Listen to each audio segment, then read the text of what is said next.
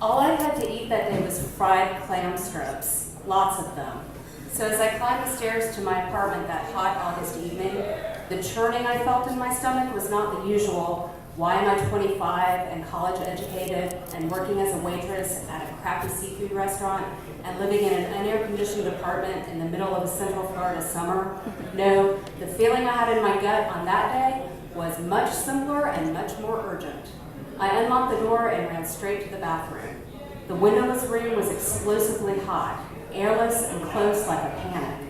I felt nauseous. The clam strips could wait half a second while I splashed my face in the sink, and that's when I realized there was no water. I looked around desperately, the pressure building in my stomach. There was no way I could do what I was about to do in a toilet that wouldn't flush and leave it there for my roommate Susan to find when she came home.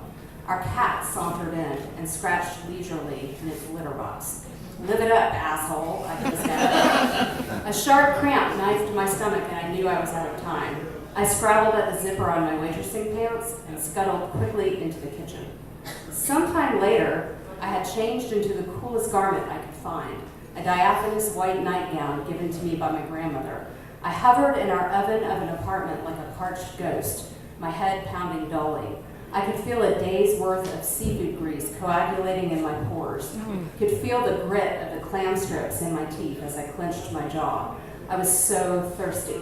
There's nothing in the refrigerator except for a half-empty jar of olives. I'll make some Kool-Aid, I thought, even though I hate Kool-Aid, and poured a packet full of lemony dust into a stained plastic pitcher. Went to the sink and flipped the handle and, oh yeah, no water. I walked down the stairs in my nightgown holding the pitcher in one hand and the tightly tied triple-layered Kroger bag that held the evidence of my shame in the other.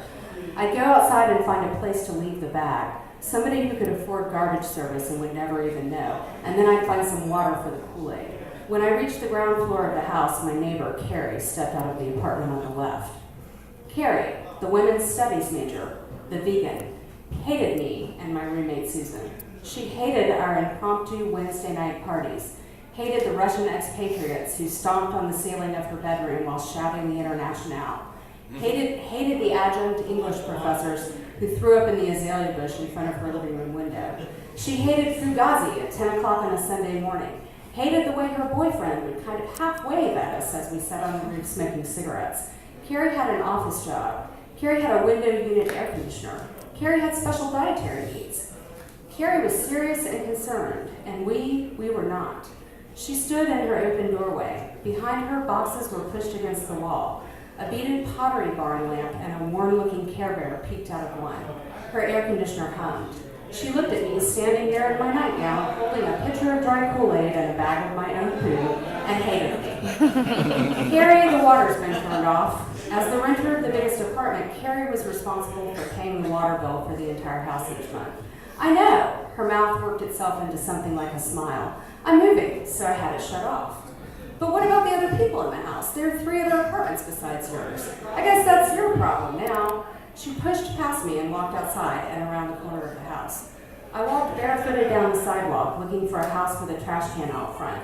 The evening lay on me like a fever, heavy and hot. It was still in the 90s, only slightly cooler than indoors. After a block, I spied a small bungalow with a full can on the corner. Lights were on inside, and as my eyes adjusted to the gloom underneath the yard's live oaks, I thought I could make out a spigot on the side of the house. With bag and pitcher still in hand, I skulked across the yard, and when I reached the corner of the house, I dropped to my knees. I shuffled underneath the closed windows until I came to what was indeed a spigot. I crouched there and turned the metal wheel ever so slightly, exhaling as a trickle of water streamed into the pitcher. While I waited for it to fill, I poked my head up a bit and found that I was looking directly into a brightly lit dining room.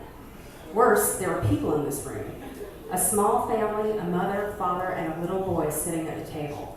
They were eating and talking and laughing. I watched them as they talked and chewed and passed dishes back and forth, the bridge of my nose resting against the sill. They didn't see me, and I knew it wasn't luck on my part or distraction on theirs. They didn't see me, I knew, because I was invisible, unseeable to people in this kind of world. The kind of world where you come home from work and your 4-year-old hugs you, and you cook in a small kitchen with your husband and talk about your day. The kind of world where you eat more than one thing at dinner, and you eat it on a plate at a table with your family. The kind of world where, when you're thirsty, your mother refills your glass from the carafe of ice water on the table, her fingers leaving small islands in the silvery condensation. I pulled away from the window and sat underneath it with my back against the house. I would never live in a world like this. I was only 25 and I already knew this fact about myself. I took a long drink of the warm Kool-Aid, located my plastic bag, and walked away from the house towards the sidewalk. When I got back to my house, Karen's door was still open, but she was nowhere to be found. I stepped inside her apartment and nestled the bag in the box between the lamp and the Care Bear. Then I went upstairs, put the pitcher in the refrigerator, and crawled out onto the roof. I sat by myself in the dark in my nightgown. I smoked a cigarette and prayed for rain.